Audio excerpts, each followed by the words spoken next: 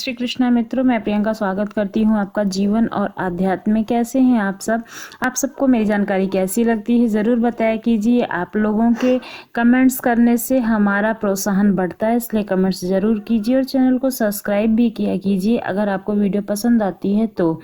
आज हम बात करेंगे महाभारत के अश्वत्थामा की। कहते हैं कि अश्वत्थामा महाभारत काल का एक ऐसा चरित्र है जो आज भी जिंदा है और ऐसी मान्यता है कि अश्वत्थामा एक सांप के कारण अमर है और जंगलों में भटक रहे हैं।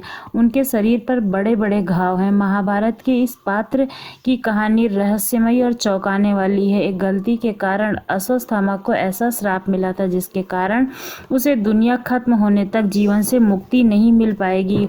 वह इधर से उधर भटकता ही रहेगा और अश्वत्थामा को ये श्राप किसी और ने नहीं बल्कि भगवान श्री कृष्ण ने दिया था। भगवान श्री कृष्ण ने अश्वत्थामा को श्राप क्यों दिया? अश्वत्थामा गुरु द्रोणाचार्य का पुत्र था। एक बार महाभारत के युद्ध में द्रोणाचार्य का वध करने के लिए पांडवों ने झूठी अफवाह फैला दी थी कि अश्वत्थामा मारा गया, जबकि वो अश्वत्थामा एक हाथी था।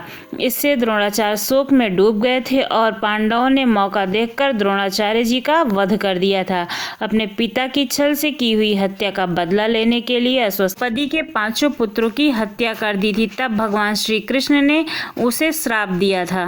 द्रौपदी के पुत्रों की हत्या के बाद जब अश्वत्थामा भागा तब भीम उसके पीछे पीछे भागे और अष्टाभ क्षेत्र, जो वर्तमान में गुजरात और महाराष्ट्र की सीमा के पास स्थित है, यह दोनों के बीच में गदा युद्ध हुआ। यहाँ भीम की गदा जमीन से टकराने के कारण एक कुंड बना था और पास में ही अश्वत्थामा कुंड भी बना हुआ है। लोग यहाँ मानते हैं कि रात को आज भी अश्वत्थामा मार्ग में भटकते हुए लोगों को दिखाई देता है। अश्वत्थामा के बारे में इतनी बातें जानने के बाद में मन में ये सवाल तो आता ही होगा कि उसका नाम अश्वत्थामा कैसे पड़ा। इसकी एक बड़ी ही रोचक कथा। अश्वत्थामा ने जब जन्म लिया था तो उसने अश्व के समान घोर शब्द किए। इसके बाद आकाशवाणी हुई कि इस बालक का नाम अश्वत्थामा रख दो और ये अश्वत्थामा के नाम से ही प्रसिद्ध होगा। कहते हैं कि अश्वत्थामा के जन्म के समय ही उसके सिर पर एक मणि थी, जिस पर द्रौपदी ने अर्जुन से प्रार्थना की कि वह गुरु पुत्र है, इसलिए उसे प्राणदान तो दे दें, लेकिन सजा के तौर पर उसकी मणि छीन लें। उसके बाद उसे बाल भी काट लें। उन दिनों बाल काटने का मतलब मृत्युदंड माना जाता था। कहते हैं कि विंध्याचल की पहाड़ियों में आज भी अश्वत्थामा की तपस्थली है। मध्य प्रदेश में महू के करीब 12 किलोमीटर दूर स्थित विंध्याचल की पहाड़ियों पर खोदरा महादेव विराजमान है। माना जाता है कि अश्वत्थामा की तपस्थली है। ऐसी मान्यता है कि आज भी अश्वत्थामा यहाँ आते हैं।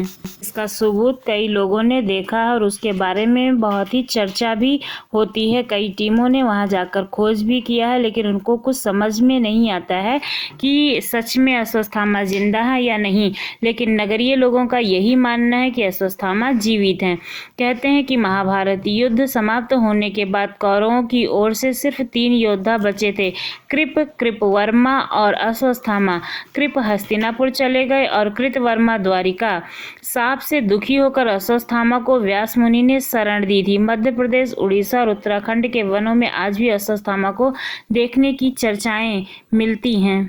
कहते हैं कि मध्य प्रदेश के बरहनापुर शहर से करीब 20 किलोमीटर दूर असीरगढ़ का किला है। यहाँ के स्थानीय लोगों का कहना है कि अश्वत्थामा आज भी इस किले में भगवान शिव की पूजा करने के लिए आते हैं और लोग वहाँ के जुड़े हुए कहते भी हैं। कई कथाएं सुनाते हैं कि जो लोग अश्वत्थामा को देख लेते हैं वो यहाँ पर जिंदा नहीं बचते हैं, या फिर उनकी मानसिक स्थिति सदैव के लिए खराब हो जाती है और वो कुछ भी बोल नहीं पाते हैं। यहाँ के बारे में यह भी कहा जाता है कि अश्वत्थामा पूजा करने से पहले किले में स्थित तालाब में स्नान भी करते हैं। इतना ही नहीं, जबलपुर में भी नर्मदा नदी के गौरी घाट के किनारे भी अश्वत्थामा को भटकते हुए देखे जाने की लोग बात करते हैं। जो वहाँ के स्थानीय लोग हैं उनका यही कहना है कि यहाँ पर अश्वत्थामा आते हैं और नर्मदा नदी में स्नान करते हैं। गौरी घाट के स्थानीय लोग यह भी कहते हैं कि यहाँ नदी के किनारे भटकते हुए अश्वत्थामा अपने घाव से बह रहे खून को रोकने के लिए कभी कभी हल्दी और तेल मांगते हैं। हैं। हालांकि इस संबंध में कोई भी प्रमाण आज तक नहीं मिल पाया है, लेकिन इस तरह की बातें यहाँ लंबे समय से चलती चली आ रही हैं। लेकिन विज्ञान और तर्कशास्त्री कहते हैं कि किसी इंसान का 5000 साल तक जिंदा रहना मुमकिन नहीं है। कोई इंसान, कोई जानवर धरती पर 5000 साल तक जिंदा नहीं रह सकता है। लेकिन हिंदुस्तान में आज भी एक जगह है जहाँ पर हर लोग दावा कर रहे हैं कि कोई पिछले 5000 साल से यहाँ पर भटक रहा है, जो मध्य प्रदेश का एक छोटा सा शहर बुरहानपुर और शहर के किनारे ऊंची पहाड़ियों पर बना असीरगढ़ का किला है। NDTV 24 की एक रिपोर्ट के अनुसार कि यहाँ एक शख्स हमें ऐसा मिला जो एक पहलवान है और अक्सर इसी पहाड़ी पर कसरत करने के लिए आता है। लेकिन अब इस पहाड़ी का जिक्र होते ही उसका दिल दहल उठता है, क्योंकि कुछ वक्त पहले ही इस पहाड़ी पर अज्जू की मुलाकात उस अनजान शख्स से हुई थी और अब भी ये सब कुछ एक अंधविश्वास ही है। अज्जू हमारे सामने कुछ ऐसे दावे कर रहा था जिससे कोई भी एक शख्स मजाक समझने की भूल कर सकता है। लेकिन रिपोर्टर्स को अज्जू की बातों पर जरा भी यकीन नहीं था। लेकिन फिर उनके सामने एक ऐसा शख्स उन्हें मिला।